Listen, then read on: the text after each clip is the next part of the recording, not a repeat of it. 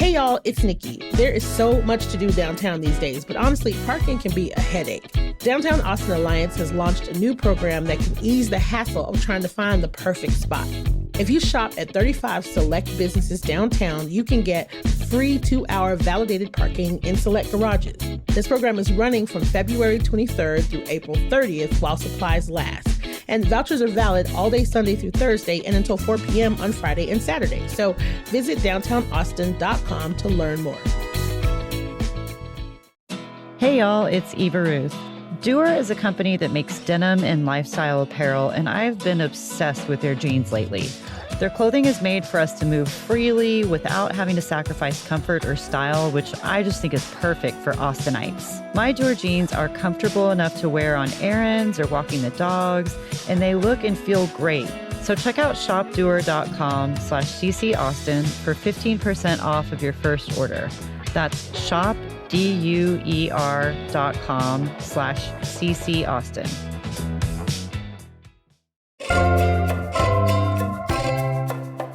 Is Austin a safe city? If you look at the latest data, the answer is yes. But as we continue to grow faster than we can keep up and spring festival season brings thousands of people to town, how will that data hold up? Today on CityCast Austin, I'm talking with the Austin Police Department to get into it all.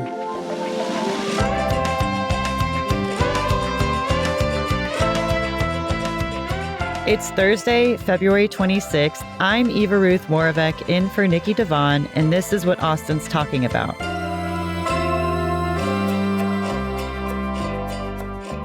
So before we get into today's episode, y'all may have heard that we are doing a mini membership drive and we're giving away a pair of South by Southwest music badges to one lucky CityCast Austin neighbor. Could this be you? These badges will get you into music showcases, panels, and other amazing events during the festival. We're going to randomly pick a winner on March 6th, so just make sure that you join our membership program before then to take advantage of this amazing giveaway. Find out more at membership.citycast.fm. Hello, I am here with Assistant Chief Angie Jones from the Austin Police Department. Thanks for joining us, AC Jones. Thank you for having me. Yes. One thing that has been on Austinites' minds lately has been public safety, whether it's our immigrant population or people worried about a serial killer around Lady Bird Lake or fights on 6th Street. What is the reality with crime here right now? How safe is it to kind of live, work, and play in Austin? Yes, well, Austin is a very safe city. In fact, being one of the major cities in the United States, which if you've lived in Austin for a while, that always kind of hits you weird because you're like, we're not a major city, but we really are. We really are safe, especially when you look at the amount of people that live, work, and play here. So we do have a very safe community, and we're really proud of that too. Yeah, and the crime stats, at least for 2025, seem to kind of play that out. And we'll get into the weeds in those a little bit more. But, you've also been with APD since 2002, and you've worked all over at the training academy, sex crimes, child abuse, homicide, the liaison for the city, downtown. I'm curious if you think that Austinites feel like they're safe right now in town. I think they do. And, really, when you think about some of the things that we've done, especially since Chief Davis has come here, we had, having an outside chief brings in a whole new perspective. And she sees the city differently than the way those of us who've been here for 20 plus years see it. So when she walks in the door and she's like, I want to do place network investigations, we're like, what is that? She teaches us all of these wonderful things. What is that? It's a collaboration between all city departments on helping those neighborhoods or those areas that are maybe they do have some crime issues or the neighborhood doesn't feel safe for whatever reason. So taking a holistic approach to not just crime, because sometimes sending a badge and a gun isn't always the answer. Sometimes it's better lighting or education or giving, the traffic design in that area might be making it unsafe, for pedestrians. So it's a different approach in looking at it as a whole and using all city resources to come together to solve the problem collectively. Yeah, I do feel like the 6th Street changes were kind of the first, I mean, one of the most publicly visible examples of that, with like somebody new coming in and saying like, what are we doing here with this all-night street party for pedestrians? And, some of us who have lived here for a while were a little reluctant to those changes, but she was looking at traffic and lighting and people, all these other aspects of public safety that maybe we don't think about when we think about policing. Yes. And Sixth Street is a great example of that. And when you look at, I don't have the numbers right off the top of my head, but I do know that our arrests are down, our incidents of use of force are down, and it is all in the design and how we're setting up our operations down there so that we can keep people safe in that space and you can still have a good time. Yeah, definitely. Well, I know that in 2025, Austin police saw 55 homicides, which is about 25% lower than the year before. And it looks like this is a trend that not only did other cities see, but has been going on in Austin for a little while, right? Like, there's also some numbers out from the Council on Criminal Justice that says that Austin is kind of an outlier in that since 2019, homicides have actually gone up overall. So how do you kind of square this data when it comes to homicides and how we should be looking at the previous few years? Yeah. Well, and data is always tricky because one thing that if you're only looking back to 2019, then you're looking at what our homicide rates were then. And when you look at pre-2019, so for example, when I was in Homicide, which I think was in around 2017 time period, we did not have very many homicides, and we were still considered a major city, and it was very low numbers of homicides. In fact, some of our brother and sister agencies around Texas, they look at us and they're like, they have like poor Houston. There's a lot. They have a lot of homicides, and still, when you compare Austin to other major cities in Texas, we are the lowest homicide rate. So yes, there is that increase of that 35% that you're referring to compared to 2019, but we're not taking into account that traditionally we have had a very low homicide rate. And then also we've had a lot of people move here in 2020. People flocked to Austin. If you don't remember, trying to buy a home here in 2020 was like, forget it. There's nothing on the market. And they were selling like hotcakes. So we've had a lot of people move here. So we did have a population spike as well. So the rate actually takes into account like the actual number of homicides as compared to the population. Can you explain that a little bit more?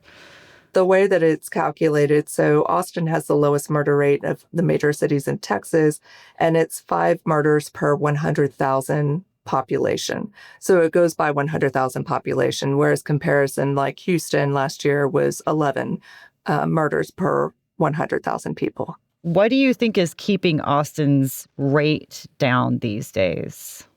Well, there are a lot of things, just like it's never just one thing that does it, right? But we have one of the, and not just because I worked there, because I'm not there anymore, but we have one of the best homicide units. I'll brag on them all day long. Those men and women just work and work until they catch the bad guy, right? Until they solve the case. So we have phenomenal team of investigators down there and support staff as well, our analysts and our victim services. I mean, bless their hearts. They are incredible and do such great work for us. So not only a great team, but then also they build a great case for prosecution to move forward. So we really have a good, strong network here. And we really focus on violent crime. Chief coming from Cincinnati, Ohio, when she looked at our crime data, I remember the first time she saw it, she was like, wow, this city is incredibly safe. But she didn't back down on her approach to violent crimes. In fact, she still keeps crime reduction in her top 3 priorities. And week after week, we are talking about crime and we're looking at the data and we're locating those repeat locations where we're having habitual issues. Do we need to have police network investigations in those areas? So we're constantly working on it. We don't sit back and wait for it to happen. We're being as proactive as we can be. Mm-hmm. And one thing, last year that we were extremely focused on when it happened was the big solving of the yogurt shop murders. I mean, like, did that change APD's approach at all to cold cases, or like how they're valued, or have cold cases also been like very important in the homicide unit? Cold cases have always been important. Not very many cases get passed down to cold case from our active homicide investigation. But the cases that they are working in cold case, they just don't give up. Uh, they take it to the next level. For example, in the yogurt shop, just phenomenal detective work, and really taking a step back and looking at the evidence in a different way instead of the traditional, I'm going to read every statement. When you talk to Detective Jackson about how he came to work that case, he's like, I'm looking at straight evidence, because he knew that there had been issues with statements and other things. So he's really focused in on what are the physical pieces of evidence that we have and what can we do with them. And so he's working with the scientists, he's working with our forensics team, and getting outside the box of a traditional approach. So we have a phenomenal cold case team. They're working hard. And I know the yogurt shop gets all the attention, but that's not the only case they solve. You know, they've done some really great work and made some good headway in others. So basically, you're attributing the change in the homicides to just like this more intensive kind of place-based approach to working cases and trying to figure out like what the other elements of crimes are. Am I categorizing that appropriately? Yeah, well, really, it's the reality of the Austin Police Department is, as we've said many times before, we are understaffed. And so what we are trying to do is use the resources we have in instead of just being completely reactive and only going when someone calls 911, what can we do on the front end? Because if we're able to prevent crime, I mean, that's the best approach, right? Preventing harm really is the best way that we can stop it before it even turns into a 911 phone call. So putting resources there, Chief did a big reallocation with some of our resources to put more officers back on patrol. And it was, a difficult thing to do as an organization, but it's what we needed to do to make sure that we had the resources not only to respond to 911 calls, but also to do some of this proactive policing so that we can stop it before it even starts. Mm-hmm. The whole interruption of the cycle, I guess.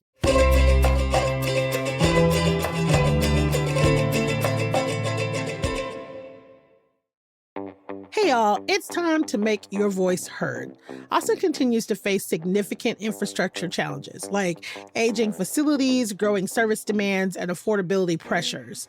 To organize and prioritize, representatives across city departments scored hundreds of individual project requests using criteria like timeliness and readiness, critical need, and efficiency.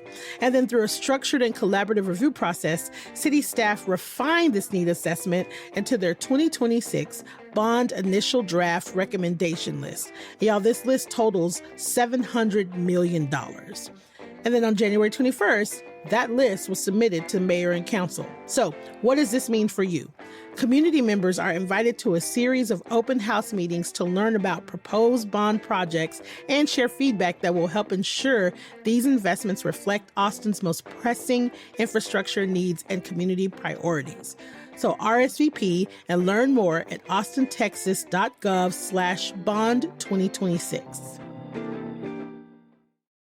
I mean, I'm curious about like assaults with a firearm being down.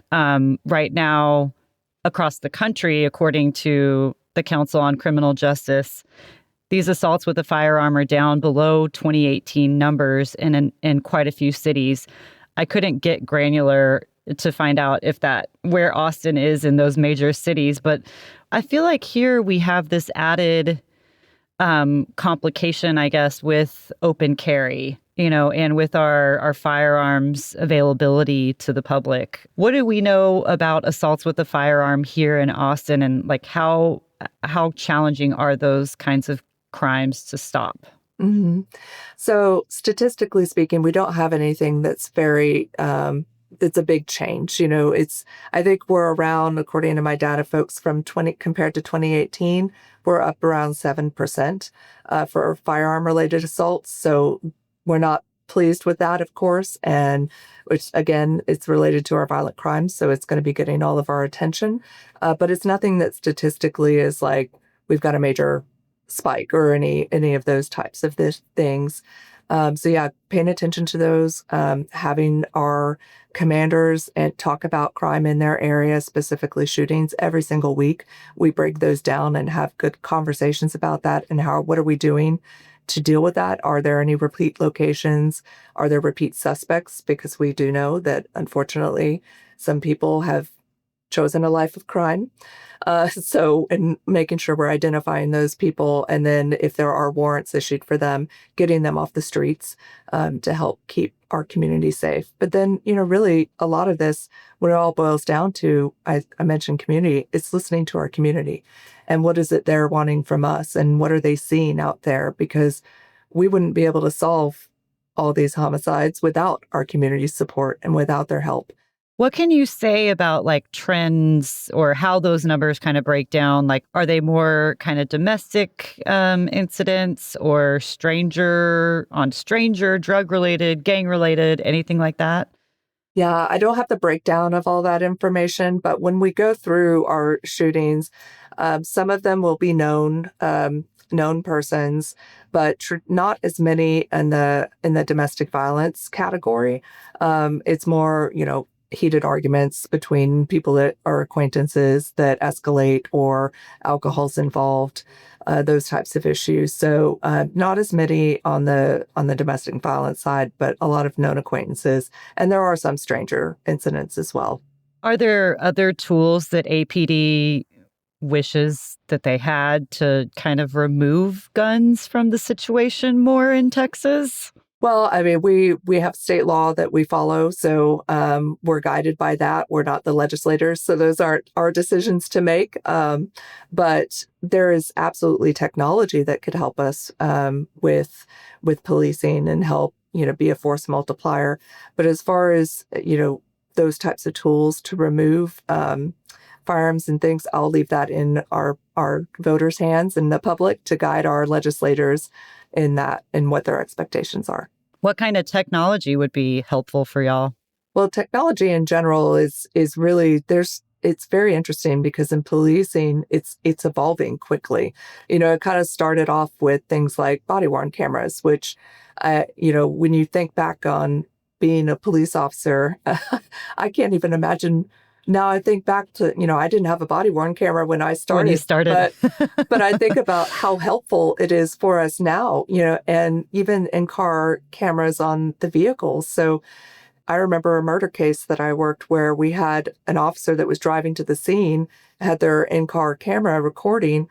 Well, they didn't know it at the time, but the suspect drove away and passed the officer. And so I have now the suspect on video driving away, Wow. which was great piece of evidence, but I wouldn't have had that if we didn't have that technology. So there are a lot of different ways that technology can be used. And of course, we need to follow within the guidelines of what our community expects of us with that technology and how we use it.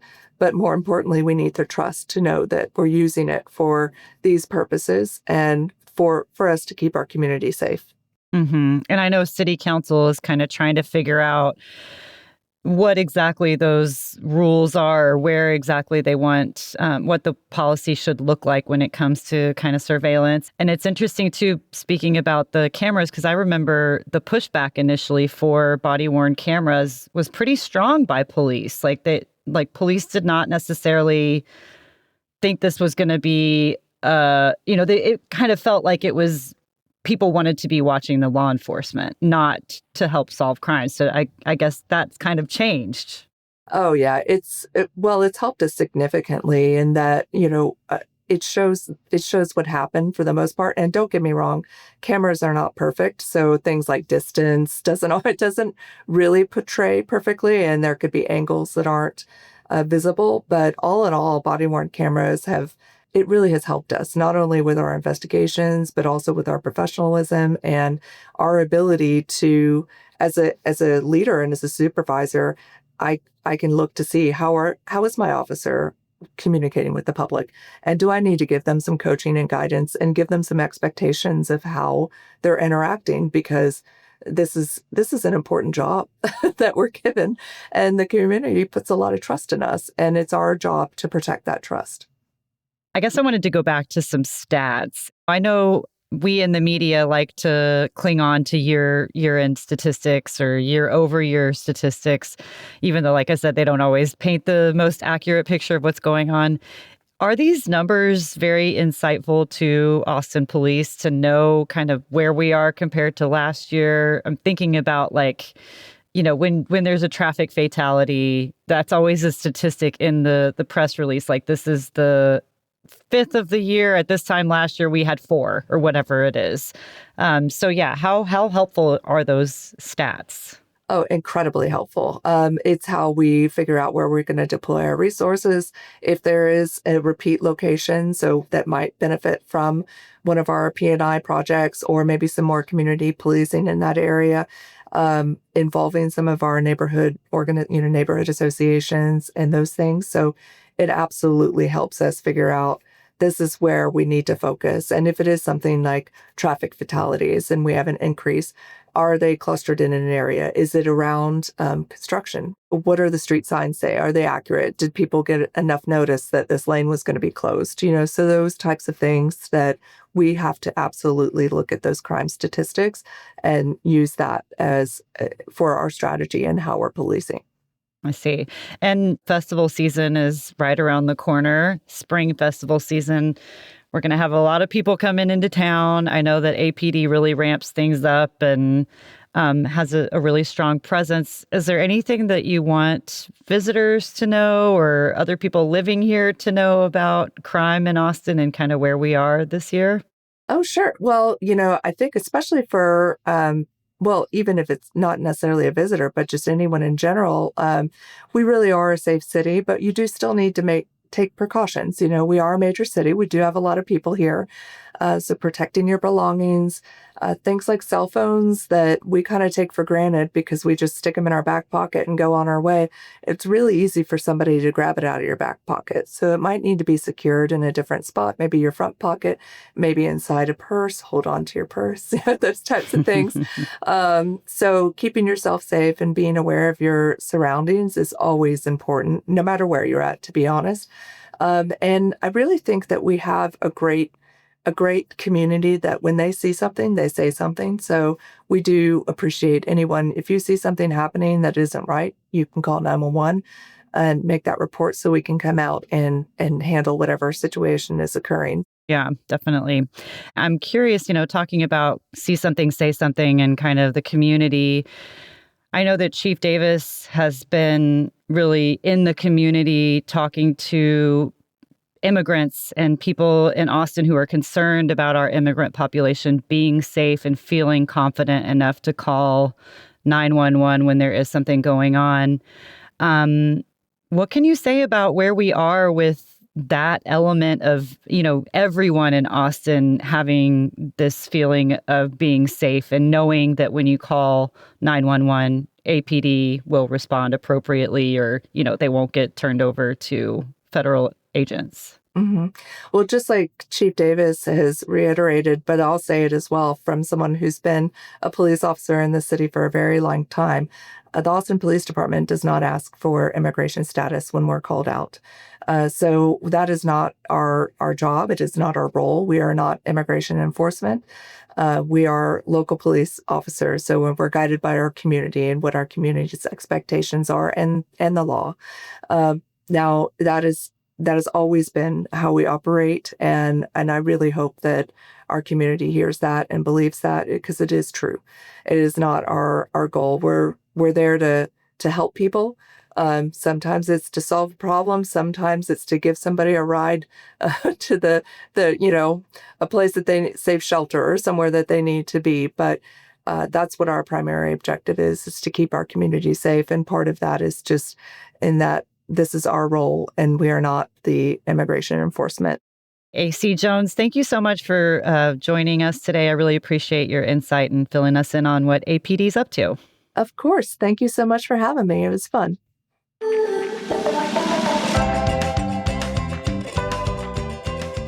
That is all for today here on CityCast Austin. You can find links to the data that we talked about in our show notes. And if you enjoyed the show, tell your friends, rate the show, leave us a review, and subscribe to our CityCast Austin newsletter.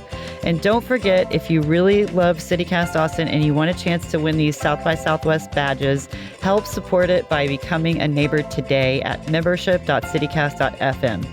We'll be back tomorrow morning with more news from around the city. Bye.